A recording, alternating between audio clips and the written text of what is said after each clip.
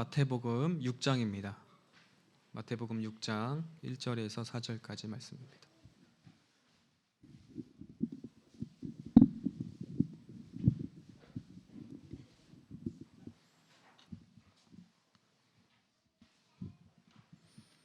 마태복음 6장 1절에서 4절까지 말씀. 네, 다 찾으신 줄로 알고 저와 함께 읽도록 하겠습니다. 1절에서 4절까지 많지 않기 때문에 한 목소리로 함께 읽도록 하겠습니다. 사람에게 보이려고 그들 앞에서 너희 의를 행하지 않도록 주의하라. 그리하지 아니하면 하늘에 계신 너희 아버지께 상을 받지 못하느니라. 그러므로 구제할 때에 외식하는 자가 사람에게서 영광을 받으려고 회당과 거리에서 한 것 같이 너희 앞에 나팔을 불지 말라. 진실로 너희에게 이르노니 그들은 자기 상을 이미 받았느니라. 너는 구제할 때에 오른손이 하는 것을 왼손이 모르게 하여 내 구제함을 은밀하게 하라. 은밀한 중에 보시는 너희 아버지께서 갚으시리라. 아멘. 네, 할렐루야. 네, 또 간만에 면접 볼 때 한번 섰었고 또 이제 섰네요. 네. 자, 오늘 말씀은 마태복음인데 제목이 이미 상을 받았느니라라는 제목입니다. 우리 선교 교회에 우리 성도님들께서는 사람을 어떻게 생각하시는지 모르겠어요. 사람, 그러니까 인간에 대해서 어떻게 생각하시는지 모르겠습니다. 인간이란 존재에게 희망을 가질 수 있는가, 선한 것이 있는가에 대해서 한번 생각해 보셨는지 모르겠어요. 이게 지금 이렇게 보는데 다 우리 여자분들이 되게 많으시네요. 눈에 확 띄어가지고 지금 제가 깜짝 놀랐어요. 예, 죄송합니다. 갑자기 너무 깜짝 놀래가지고. 네, 인간이란 존재에 대해서 어떻게 생각하시는지 모르겠어요. 인간은 희망이 있는가? 인간은 선한 것이 우리에게 남아 있는가? 그래서 인간을 바라봤을 때 우리가 어떤 사랑과 선함과 사람이 이래서 우리에겐 아직 희망이 있어 라는 것을 혹시 느껴보셨는지 모르겠어요. TV를 보시다 보면 어떤 선행을 행한 어떤 사람의 이야기가 나오고 뭐 오늘의 시민상 해가지고 어떤 뭐 용감한 시민상 이런 거 있잖아요. 그런 걸 봤을 때 이름 모르게 어떤 사람 기부를 많이 한다던가 이런 것들을 봤을 때 한 번쯤 아직은 살만하구나, 이렇게 삭막한 인간 세상 속에서 그러한 기사들이 하나씩 우리가 목격을 하게 될 때 우리는 아직은 살만하구나라는 생각을 하게 됩니다. 그런데 그건 세상 기준이고 성경에서는 뭐라고 얘기할까요? 성경에서는 우리 인간에 대해서 인간을 어떤 시선으로 바라보실까요? 우리 인간은 그러니까 저희 같은 이제 목회자들 그리고 이제 교육자들은 신학을 이제 공부를 하면서 자신의 자라왔던 환경이나 그 배경이나 생각들, 뭐 사상들이 각자 가지고 있는 생각들을 통해서 그 신학과 접목이 돼서 어떤 한 것에 되게 중요하게 가치를 여기는 것이 있습니다. 저도 마찬가지고요. 저도 어렸을 때 살아왔던 환경, 배경 그리고 여러 가지 사건들을 겪으면서 저에게는 가장 다 성경은 물론 66권 모두가 중요하지만 그 중에서도 어떤 한 가지의 개념에 가장 중요한 것을 그리고 가치를 가지고 있는 것이 있는데 그게 뭐냐면 인간에 대한 것입니다. 그것도 이제 인간론이라고 하거든요. 이제 좀 어려운 얘기겠지만 인간론이라고 하는데 인간론에 대해서 가장 중요하게 여기는 것 중에 중요한 것 중에 하나가 뭐냐면 바로 죄입니다. 죄. 제가 이 말을 왜 말씀을 드릴까요? 저는 인간을 믿지 않습니다. 저는 인간을 신뢰하지 않아요. 근데 이거는 저를 제외한 남들을 얘기하는 것이 아니라 남도 마찬가지지만 저는 저 자신도 신뢰하지 않습니다. 네, 성경에서는 그렇게 말하고 있습니다. 성경은 너 자신도 신뢰하지 못하는 존재다라고 얘기를 해요. 나만 믿어. 이런 사람들이 있잖아요. 교회 안 다니고 이제 전도를 하려고 하면은 이런 분들 계세요. 특히 남자분들 중에 혹시 나중에 예수를 믿으신 분들, 믿으신 우리 남성, 우리 성도님들께서는 그런 생각을 예전에 혹시 품었을지도 모르겠습니다. 나는 내 주목을 믿어. 네, 이렇게 말씀하시는 분들이 계십니다. 그런 것처럼 그런 것들이 아니라 나 역시도, 남들뿐만 아니라 나 역시도 나는 스스로를, 인간이란 존재는 나 역시도 스스로 신뢰할 수 있는 존재가 아니다라는 것을 성경에서는 이야기하고 있습니다. 실제로 우리가 아침에 눈 뜰 때의 감정과 그리고 눈을 감을 때, 잠을 청할 때의 감정이 동일하신 분들은 아무도 없으실 겁니다. 그리고 1년 전에 품었던 나의 생각과 그리고 2년, 3년, 10년 뒤에 가지고 있는 생각들이 동일하신 분들은 거의 없으실 겁니다. 우리 인간 세상을 바라봤을 때도, 세계사 역사를 바라볼 때도 어떤 사상과 이념은 100년이 채 지나지 않아서 변경이 되게 됩니다.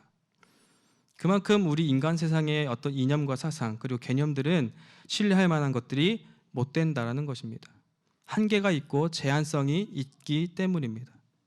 내가 품었던 그 생각 역시도 우리는 변하게 되어 있는 부족한 존재라는 것입니다.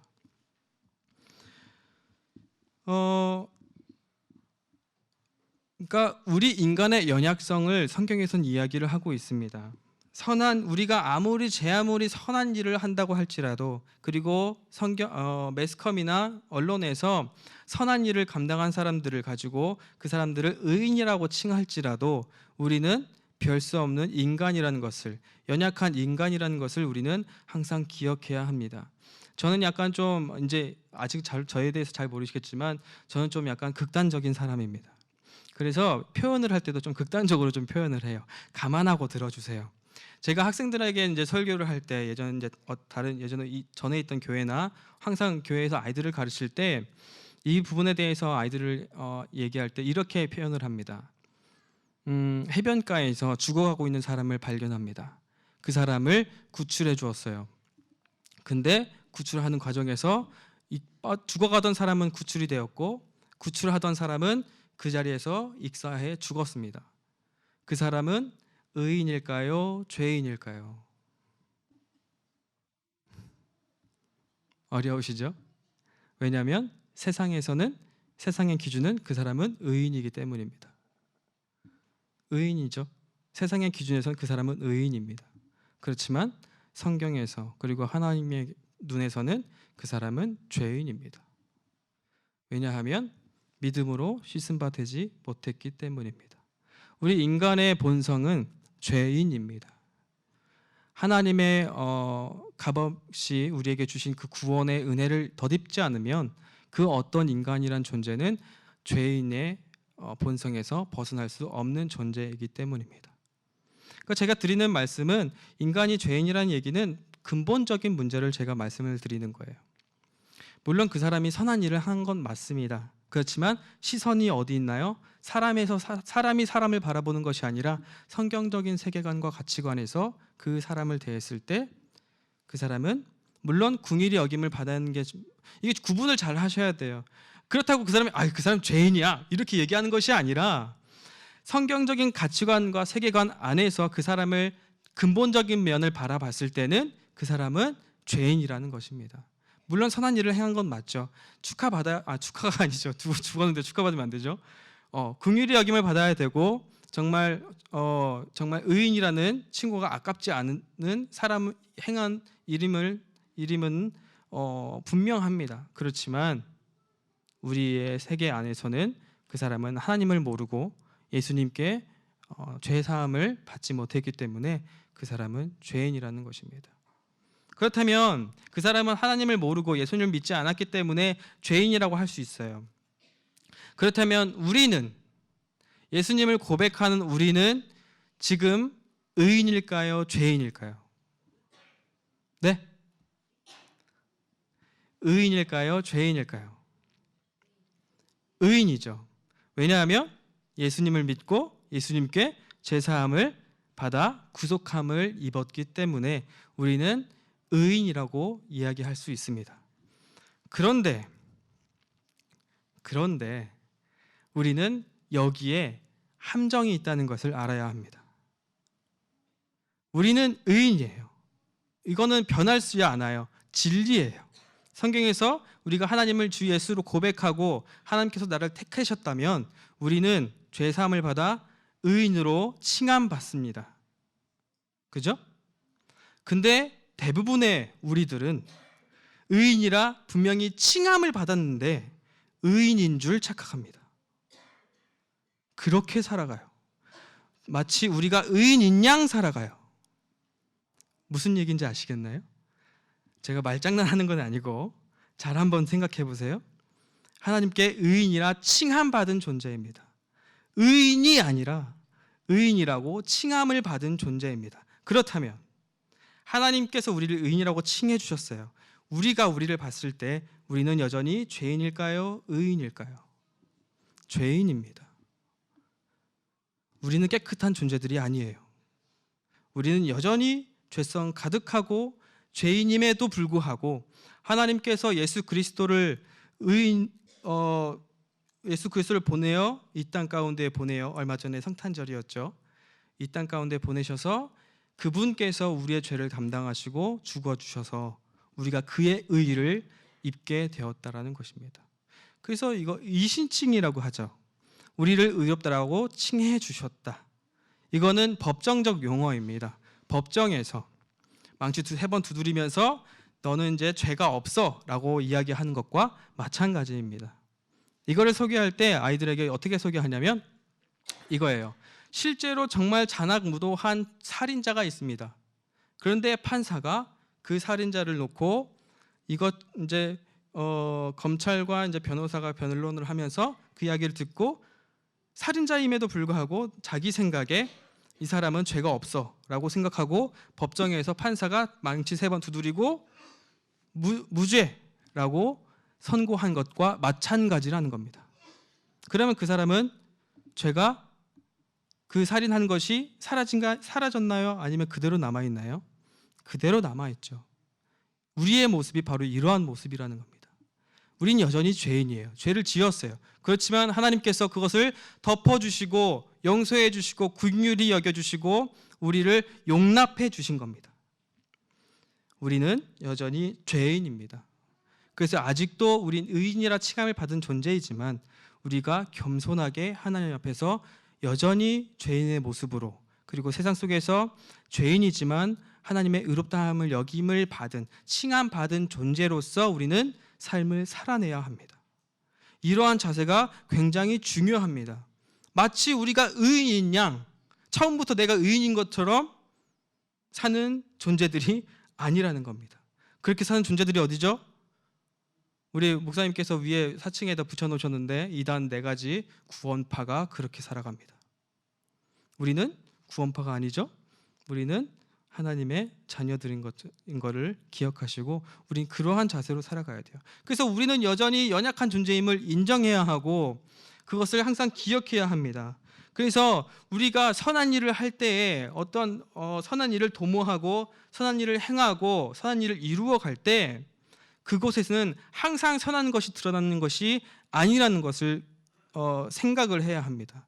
조심해야 하고 경각심을 가지고 늘 하나님을 의지하면서 선한 일들이나 어떤 하나님의 일들, 특별히 교회 공동체로 모여서 교회 일들을 이루어 나갈 때 앞으로 2020년을 우리 목사님을 통해서 새해 일들을 여러 가지 목회적인 일들을 방향성을 잡고 이루어 나갈 때 우리는 그 안에서 겸손하게 하나님께 기도하며 우린 연약한 존재임을 인정하고 도와달라고 은혜를 구해야 하는 사람들이라는 것입니다. 교회 사람들이 교회 공동체에 모여서 교회 사람들끼리 모여서 교회 일들을 도모한다고 해서 그것이 다 하나님의 일이 아니라는 겁니다. 그것이 다 하나님께서 기뻐하시는 일이 아니라는 겁니다. 우리는 아직도 뭐라고요? 죄인이기 때문에 항상 기도하며 항상 조심스럽게 일들을 신중하게 섣부르지 않게 이루어 나가야 하는 존재인 것을 우리는 항상 기억해야 합니다. 왜냐하면 죄인이기 때문에 항상 어떠한 것에 부정한 것이 드러나기 때문입니다. 이 맥락을 가지고 오늘의 본문 말씀을 살펴보면 사람들에게 보이려고 그들 앞에서 너희 의를 행하지 않도록 주의하라라고 얘기를 합니다. 누구들에게 얘기할까요? 교회와 그리고 바리새인들, 종교 지도자들에게 이야기하고 있는 것입니다. 그들은 시장통 안에서 그 시간만 되면 사람들에게 되게 경건한 사람들이구나, 거룩한 사람이구나, 역시 저들은 달라, 특별한 존재인 것처럼 보이고 싶어서 갑자기 그 자리에서 무릎 꿇고 기도를 합니다. 소리를 높여서 기도하고 울며 기도합니다. 그들은 그래서 예수님께서 이렇게 그럴 바에는 너의 이름을 들춰내려고, 너의 의를 나타내려고, 하나님이 아니라 너희의 영광을 나타내려고 그렇게 기도할 바에는 차라리 아무도 없는 골방에 들어가서 기도하라라고 말씀하십니다. 골방에서 기도한다고 더 기도가 잘 되는 게 아니라요, 그렇게 하나님의 영광을 가로챌 너의 연약함이 있기 때문에 그럴 바에는 차라리 아무도 없는 곳에서, 너를 보지 못하고 하나님만 바라볼 수 있는 골방에서 너희는 차라리 기도하라라고 이야기를 하는 것입니다. 그래서 우리가 교회 일들을 감당할 때 말없이 하는 것이 굉장히 어렵습니다. 왜냐하면 우리는 인간이기 때문에요. 우리의 모든 행위, 특히 선한 일을 한 것에 대해서는 우리는 인간이기 때문에 칭찬받고 싶어 합니다. 누군가가 알아줬으면 좋겠고, 혹은 그 칭찬 때문에 그 선한 일들을 하게 되는 경우가 많습니다. 사실 우리 TV에서 보는 어떤 많은 기부를 하는 사람도 있고 선한 일들을 행하는 사람들이 있어요. 그것이 전부 다 나쁘다는 이야기가 아닙니다. 그것이 전부 다 나쁜 것이 아니고 부정한 것이라는 이야기를 하는 것이 아니라, 그들이 자신의 의를 위해서 했다라는 것이 아니라 정말 이름 없이 나의 영광을 위하지 않은 사람이 그 일들을 하는 경우가 있거든요. 실제로도 남을 위해서, 내가 아니라 다른 사람을 위해서 그 선한 일들을 하는 사람들이 있는데, 그러한 사람들일지라도 그러한 일들을 통해서 자신의 유익과 만족을 얻기 때문에 그러한 일들을 한다는 것입니다. 다른 사람들의 칭찬이 아니라 스스로의 만족감, 스스로의 어떤 만족, 유익한 것, 그것들이 있기 때문에 선한 일들을 행한다는 것입니다. 사람은 절대로 그러니까 제가 말씀드린 건 이거예요. 사람의 어떤 선한 행위나 어떠한 행위가 있더라도 그 사람의 행위는 자기 중심적인 모습이 있어요. 자기 중심적인 모습, 나의 유익과 나의 만족을 위해서 그것을 한다는 겁니다. 선한 일을 할 때 마치 고아원에서 어떤 고아 아이들과 하루 종일 놀아주고 나왔어요. 몸은 피곤하지만 마음은 가벼워요. 나의 만족을 위해서. 그것이 나에게 유익이 되고 기분이 좋게 하기 때문에. 우리 인간은 그런 존재라는 겁니다. 자기 중심적인 모습에서 벗어날 수가 없어요. 그것이 나쁘다는 것이 아니지만 우리의 그리스도인의 정체성을 가진 사람들은 우리의 성경적인 세계관과 가치관을 가지고 사는 사람들입니다. 세상 사람들과는 조금 다른 시선과 다른 마음을 품고 살아가는 존재라는 겁니다. 우리 인간의 창조 목적은요, 하나님을 영원토록 즐거워하고 영광을 돌리기 위해서라고 이야기를 합니다. 나의 유익 좋습니다. 나의 만족 좋습니다. 그렇지만 그리스도인들이라면 나의 만족보다는 우선순위, 제일 먼저 1순위가 돼야 하는 것은 바로 하나님의 영광을 위해서 해야 한다는 것입니다. 나의 만족, 유익 얻지 말라는 것이 아닙니다. 제 말씀은 그것을 나쁘다고 이야기하는 것이 아니라 우리 그리스도인들은 그것보다 한 단계 더 앞서 나간 1순위가 바로 하나님의 영광을 위해서라고 말씀을 드리는 것입니다. 우리는 한순간도 우리의 영광이 아니라 바로 하나님께 영광을 돌려야 하는 삶을 살아야 하는 것인데, 바로 하나님께 영광이 돌려져야 할 순간에 하나님의 자리에 하나님이 아닌 내 자신이 나가 들어가기 때문이라는 것입니다. 나의 의를 드러내고 싶어하는 것이 바로 인간의 속성입니다. 그래서 오늘 말씀을 통해서 하나님께서는 우리에게 경고하고 계신다는 것입니다.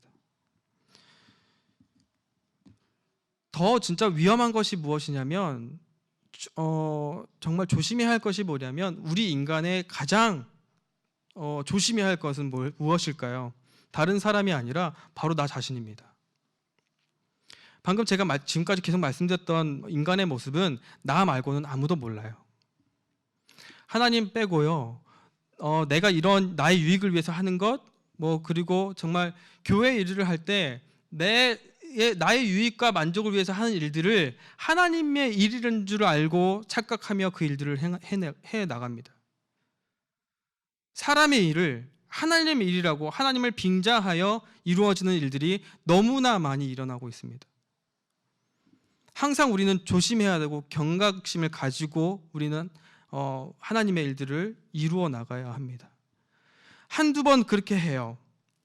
나의 유익을 위해서, 만족을 위해서 하나님의 이름을 팔아 그 일들이 이루어 나갑니다. 그런데 기가 막힌 건 우리 인간은 나 자신도 신뢰하지 못한다 그랬잖아요. 나를 속여요. 내가 나를 속이게 된다는 겁니다. 그러면 주위 사람은 아무도 몰라요. 내 속을 들여다보지 못하잖아요.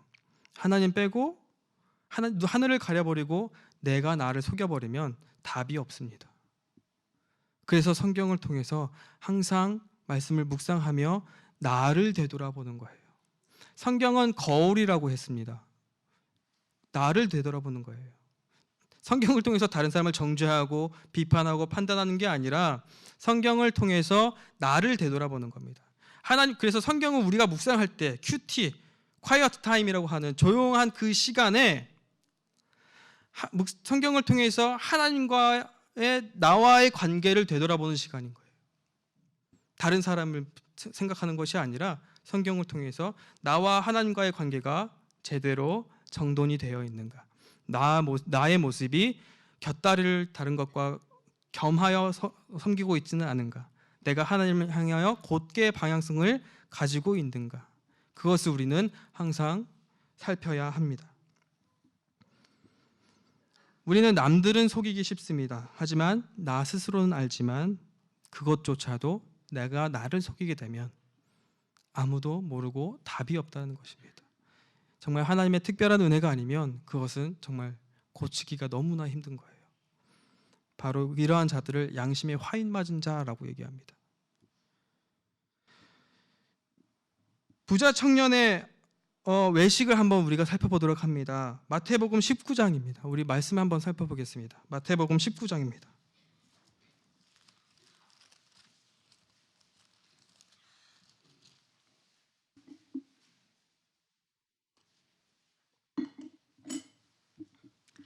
마태복음 19장 16절입니다.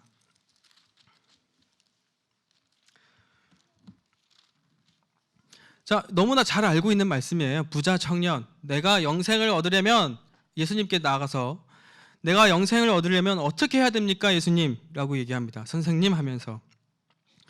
그랬더니 예수님께서 이렇게 얘기하시죠. 17절에 어찌하여 선한 일을 내게 묻느냐? 선한 이는 오직 한 분이시니 네가 생명에 들어가려면 계명들을 지켜라 라고 얘기를 해요. 계명들을 지켜라. 율법들을 지켜라. 근데 더 놀라운 것은 18절에 그 청년이 이렇게 이야기합니다. 어느 계명이옵니까? 예수께서 이르시되 살인하지 말라, 간음하지 말라, 도둑질하지 말라, 거짓 증언하지 말라. 19절까지 이야기를 합니다. 많이 보신 부분이죠. 10계명이에요. 10계명을 잘 지켰냐 너가 한번 생각해봐라. 그것들을 잘 지키면 너가 영생을 얻을 것이다 라고 대답을 해 주십니다. 그랬더니 이 청년이 더 한술 더 떠서 이 모든 것을 내가 지키었사온데 아직도 뭐가 부족합니까? 라고 이야기를 해요. 아직도 뭐가 부족합니까? 라고 얘기를 해요. 근데 여기서 이제 주목할 것은 이 부자 청년이 그 배경이에요. 배경. 그 부자 청년과 예수님과 단둘이 독대하는 장면이 아니라는 거예요. 아무도 없고 예수님과 그 부자 청년의 독대하는 장면이 아니라 그 주변에는 예수님을 보고자 하는 많은 이들이 둘러싸여 있었던 자리였습니다. 근데 그 동네 사람들이요, 부자 청년이 사는 그 동네 사람들이 모여 있던 곳이었습니다. 근데 그 자리에서 예수님께 질문을 하고 영생을, 예수님께서 계명을 다 지켜라라고 얘기했단 말이에요. 근데 부자 청년이 동네 사람들 있는 곳에서 예수님께 뭐라고 얘기합니까? 나 다 지켰어요. 어떤 상황인지 좀 상상이 되십니까? 많은 주변에 동네 사람들이 모여 있는데 내가 어렸을 때부터 살아왔던 내 자라온 환경들을 모두 다 얼핏들은 다 알고 있는 많은 동네 사람들이 있는 곳에서 부자 청년이 얘기하는 거예요.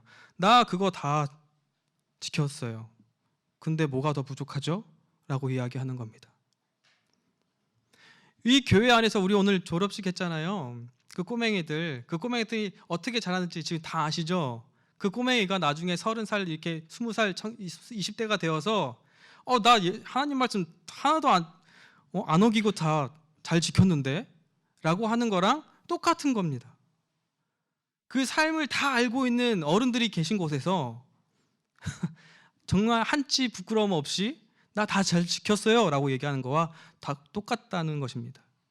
그만큼 이 청년은 하나님의 율법을 어떻게 했다고요? 잘 지켰다라는 것입니다. 근데 뭐라고 하죠? 예수님께서 21절에 예수께서 이르시되 내가 온전하고자 할진대 가서 내 소유를 팔아 가난한 자들에게 주라. 그리하면 하늘에서 보화가 내게 있으리라. 그리고 와서 나를 따르라 라고 이야기를 합니다.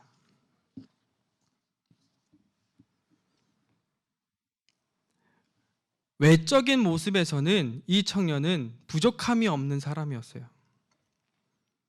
동네 사람들이 봤을 때는 그 청년은 하나님의 율법이 온전하게 지켰던 청년이었습니다. 그런데 예수님은 그것으론 부족하다라고 얘기를 해요. 여기서 우리는 무엇을 발견할 수 있습니까? 외식적인 모습은 아무짝에도 쓸모가 없다라는 것입니다. 외적인 모습은 하나님에게선 전혀 우리의 외적인 모습은 하나님께서는 전혀 눈여겨보시지 않는다는 거예요.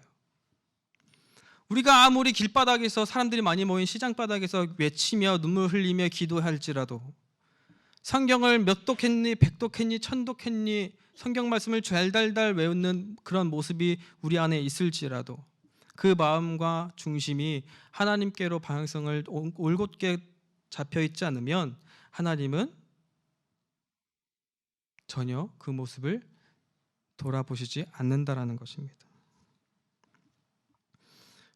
그런데 예수님께서는 그 뒤에 뭐라고 하시죠? 그러니까 정말 놀라운 것은 이 청년에게 너 부족해, 안 돼, 너는 영생 못 얻어 라고 하신 것이 아니라 영생을 얻을 수 있는 방법을 우리에게 주셨다는 거예요. 이 청년에게. 그것이 무엇입니까? 내 소유를 다 팔아. 여기에 포커스를 맞추시면 안 돼요. 재물 다 파는 거, 하나님을 위해서 재물을 다 드리고 다 내 소유를 다 팔고 여기에 포커스를 두시면 정답을 잘못 찾으신 거예요. 내 소유를 다 팔아. 그 뒤에 있습니다. 네 소유를 다 팔고 가난한 자들에게 나눠주고, 이 다음이 중요해요. 나를 따라라.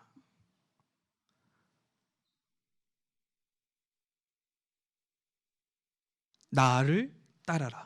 이게 어떤 뜻일까요? 나를 따라라. 그냥 하나님 뒤에 졸졸 쫓아다니면서 시다발이나 하고 그런 거라고, 그거 하라고 하는 걸까요? 아닙니다. 나를 따라라고 했던 거는 예수님께서 성경의 신약의 그 공생의 3년 사역을 하시면서 나를 따라라라고 했던 것이 12제자들 빼고는 별로 안 됩니다. 몇 구절이 없어요. 몇 사람이 안 돼요. 손에 5손가락 안에도 안 들어가요. 나를 따라라. 제자들에게 나를 따라라라고 얘기하셨거든요. 근데 또 이 부자 청년에게 나를 따르라라고 얘기를 했어요. 그게 무슨 뜻일까요? 우리에게 무엇을 말해주고 있을까요? 예수님께서는 이 부자 청년에게 무엇을 요구한 걸까요? 소유를 다 팔아라, 가난한 자들에게 그걸 다 나눠줘라, 그걸 요구한 것이 아니라 그냥 그거를 안 팔아도 돼요. 그냥 시종들에게 얘기하고 그냥 그 자리에서 예수님을 따라 나서면 되는 거였습니다. 그러면 이 청년은 영생을 얻을 수 있었을 거예요. 이건 뭐냐면 따르는 것, 행위에 있는 것이 아니라 예수님을 따르면서 어떻게 됐습니까? 제자들이 예수님을 알아갔습니다. 예수님과 동행하면서 예수님을 알아갔어요. 하늘의 일을 들었고 하나님의 나라에 대해서 들었고 하나님의 뜻에 대해서 들었고 바로 예수, 너희와 함께 있는 이 나 예수라는 작자가 바로 그 하나님이다라는 것을 들었습니다. 그러니까 뭡니까? 예수님을 아는 것, 예수님을 알아야 하는 것, 예수님을 아는 것이 바로 영생을 얻는 길이라는 것입니다. 즉 내가 영생을 얻고자 하면 무엇을 해야 한다고 말합니까? 바로 예수 그리스도를 알아야 한다라고 얘기하는 겁니다. 그것이 바로 영생으로 가는 길인 것입니다. 사람에게 보여지는 외적인 모습으로는 하나님 앞에서 온전해질 수 없습니다. 하나님 앞에 인정받을 수 없다라는 것입니다. 외적인 우리의 모습을 조심해야 합니다. 정죄하고 심사하듯이 지켜보라는 것이 아니라 신중해야 한다는 것입니다. 왜냐하면 하나님의 일은 선한 일을 사모하는 일이기 때문입니다. 디모데전서 3장을 보시면 1절에 미쁘다 이 말이여 곧 사람이 감독의 직분을 얻으려 함은 선한 일을 사모하는 것이라 함이로다. 또한 이 말씀에서도 외적인 모습을 주의하라고 6절에 새로 입교한 자도 말지니라고 이야기를 합니다. 새로 입교하면 우리 어떠세요? 하나님을 처음 우리가 첫사랑이라고 하죠. 하나님을 처음 믿었을 때, 하나님의 사랑을 처음 우리가 깨달았을 때 하늘의 별도 딸 수 있는 것 같은 기분이 듭니다. 저만 그랬나요? 하나님을 처음 만났을 때는 얼마나 그 감동과 그 사랑에 감격하여서 내가 하나님을 위해선 뭐든지 할 수 있어라고 얘기한단 말이죠. 근데 그 모습을 주의하라라고 얘기합니다. 저도 그랬거든요. 저도 이제 군대 갔다 와서 이제 신학을 하기 시작했는데 처음에 하나님을 만났을 때, 야, 이거는 진짜 하늘의 별 딸 수 있을 것 같더라고요. 하늘의 별뿐만 아니야. 하나님을 위해서는 난 진짜 당장 죽을 수도 있어. 그라는 생각을 교만하게도 했어요. 교만하게도. 그런데 그때 신학교를 들어가서 주기철 목사님의 고문 받는 모습을 보는데 영상을 보는데 야, 난 저거 못해. 바로 회개가 터지더라고요. 그러니까 그만큼 첫사랑은 중요하지만 그만큼 틀을 잘 잡아야 한다는 거죠. 조심하고 그 땅 다지기 아시죠? 땅을 파낸 데 땅을 다시 묻고 나서 땅을 평평하게 잘 단단하게 하려면 표면을 다지기를 하잖아요. 그러한 과정이 있어야 한다는 거예요.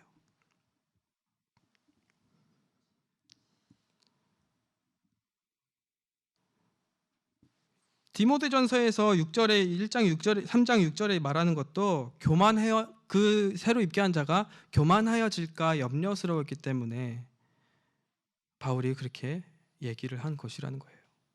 교만하여질 수 있어요. 외적인 모습에. 성경에서는 그래서 허영으로 가득 찬 그러한 사람들을 헛된 영광을 개걸스럽게 탐내는 모든 사람들을 가리켜서 그러한 자들을 위선자라고 얘기를 합니다. 위선자. 외적인 모습을 너무 중요시하고 그러한 자들, 나의 면의 모습을 가다듬지 않고 나를 되돌아보지 않고 그러한 모습, 나의 유익과 나의 위선적인 모습을 드러내는 자들, 그런 허영심으로 가득 찬 자들을 위선자라고 이야기를 합니다. 오늘의 말씀으로 다시 되돌아와서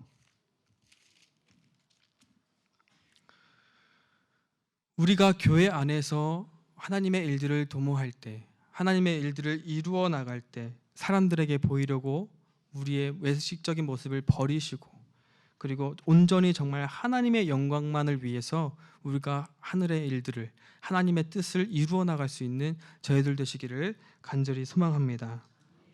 그렇지만 우린 인간인지라 누가 알아주기를 원한단 말이죠. 보여주기를 원해요. 그거를 우리는 또 인정을 해야만 해요. 우리의 연약함을 인정할 때 정말 하나님께서는 도와주십니다. 회개, 우리 기독교에 있어서 가장 중요한 거, 하나님의 구원받은 백성이라고 우리가 자신 있게 말할 수 있는 것 중에 하나가 뭐냐면 회개입니다. 회개가 없으면 분명한 하나님의 자녀는 회개가 반드시 동반되게 됩니다. 회개에 회심이 없으면 그 사람은 아직 진정한 하나님의 자녀라고 볼 수가 없을 것 같아요. 이렇게 말해도 과언이 아닙니다. 회개와 회심은 반드시 있어야만 합니다. 근데 이 회개가 언제 일어날까요? 내가 비참한 것이 느껴집니다. 내가 비참한 것이 인정이 돼요. 내 연약함이 인정이 됩니다. 그 전까지는 그렇게 고집스럽고 나는 내가 무슨 죄가 있어, 내가 무슨 죄인이야, 2000년 전에 있었던 그 인물이 나랑 무슨 상관이야 라고 했는데, 어느 순간 하나님이 나를 만나주시면 그 연약함이 인정이 되기 시작합니다. 그리고 눈물이 나오며 하나님께 나를 드리게 되는 거죠. 그것처럼 우리는 일상의 삶 속에서도 나의 연약함, 인간의 육신의 연약함, 죄성이 있는 이 연약함을 인정을 해야 합니다. 그것을 인정할 때 우리는 하나님께 도움을 청할 수가 있는 것이에요. 자, 구제함을 하지만 우리가 남들에게 보여주고 싶어요. 근데 여기서 우리가 기억해야 할 것은 무엇이냐면 6장에 하나님께서 분명히 말씀하셨어요. 너희는 사람에게 보이지 마라. 그렇지만 그 사람보다 더 위대한 존재 누굴까요? 바로 전능하신 하나님께서 내가 갚아주시겠다라고 얘기를 했어요. 보시면 4절입니다. 6장 4절에, 마태복음 6장 4절에 내 구제함을 은밀하게 하라. 근데 하나님께서 분명히 내버려 두시는 분이 아니래요. 내버려 두는 것이 아니라 은밀하게 해. 그러면 내가 갚아줄게. 뭐라고 합니까? 은밀한 중에 보시는 너희 아버지께서 갚아주신다라고 얘기를 합니다. 근데 여기서 한 번만 하고 끝난 것이 아니라 그 밑에 절에 보시면 아까 제가 말씀드렸던 기도할 때 골방에 들어가라 라고 얘기하면서 너희는 사람들이 안 봐도 걱정하지 마. 그냥 나를 위해서, 나의 영광만을 위해서 삶을 살아. 기도해 라고 하고서 뭐라고 하나요? 6장 마지막 절에, 하반절에 은밀한 중에 보시는 아버지께서 갚으시리라 라고 얘기를 합니다. 또 7절에 또 그러면서 이제 기도에 대해서 얘기하시는데 이방인과 같이 중언부언하지 마라. 똑같은 말 이상한 말 하지 마라. 그들은 그렇게 얘기하는 사람들은 뭐라고 하나요? 말을 많이 해야, 기도를 오래 하고 많이 해야 하나님께서 들을 줄로 생각한다. 그렇지만 그러면서 8절에 그들을 본받지 말라. 그들을 본받지 말라라고 하면서 뭐라고 하시나요? 구하기 전에 너희에게 있어야 할 것을 하나님이 더 잘 아신다. 아신다라고 얘기를 해요. 아신다. 그리고 이제 그러니까 그들을 본받지 말고 어떻게 기도하라고 답답해서 예수님께서 알려주십니다. 주기도문 쭉 나오죠. 그리고 나서 18절에 금식 얘기하면서 은밀한 중에 계시는 내 아버지께 보이려 함이라. 은밀한 중에 보시는 내 아버지께서 갚으시리라 라고 얘기하십니다. 나에게 고작 칭찬밖에 못해주는 사람에게 보이시겠어요? 아니면 나의 영혼까지 책임져 주시는, 그것도 시간이 끝나는 여기까지만 챙겨줄게 라고 하는 것이 아니라 내 영혼을 영원히 보살펴 주시는 그 하나님께 보이시기를 원하십니까? 사람이 아니라 나의 외적인 모습으로 사람에게 칭찬받으려고 애쓰기보다는, 그렇게 애쓰지 않아도 나를 바라보시고 나와 항상 동행하시고 나와 함께 하시기를 원하시는 그 하나님께서 분명히 약속하셨습니다. 내가 갚아주리라. 은밀한 중에 내가 갚아주리라. 내가 보고 있다. 그러니 너희는 나를 위해서 삶을 열심히 살아내라. 그렇게 말씀하시는 것입니다. 우리는 상급이 이 땅에서 보상받는 사람들이 아니에요. 이 땅에서 내게 좋은 일이 일어났습니다. 내가 기도를 열심히 해서 내가 행복한 일들이 일어났어요. 이거는 그냥 감사할 일입니다. 나의 상급은 하나님이시며 하늘에서 우리는 보상받는 존재들입니다. 그렇기 때문에 이 땅에서 누군가에게 이 땅에서 나의 외적인 모습으로 아등바등하기보다는 오직 내가 지금 정말 아무도 나를 눈여겨보지 않아도 우주보다 더 크신 하나님께서 나를 바라보고 계시는 거예요. 나 왕따인 것 같은 자리 혹시 한번 경험해 보셨나요? 어느 자리에 갔는데 나 왕따인 것 같아. 투명인간 된 것 같은 자리.